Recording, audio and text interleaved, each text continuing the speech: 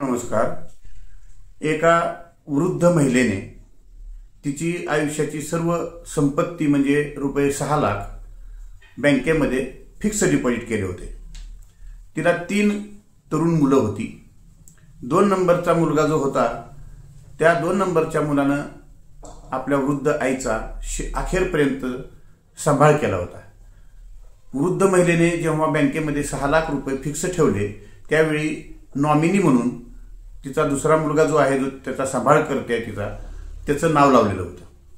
साहजिकच तिला असं वाटलं होतं की माझ्या मृत्यूपश्चात संपूर्ण रक्कम या मुलाला मिळावी अशी तिची अपेक्षा असणार।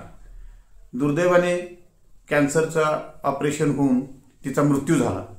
कॅन्सरच्या ऑपरेशनसाठी ह्या मुलानं जवळपास 2-3 लाख रुपये खर्च केला, शेवटपर्यंत तिचा सांभाळ केला।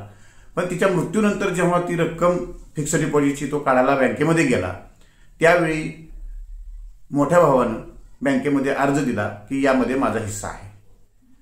आता मला सांगा, ही संपूर्ण रक्कम नॉमिनी म्हणून या 2 नंबरच्या मुलाला मिळेल का? तुम्हाला वाटत असेल की मिळेल म्हणून, पण कायदा तसं नाही आहे मित्रांनो।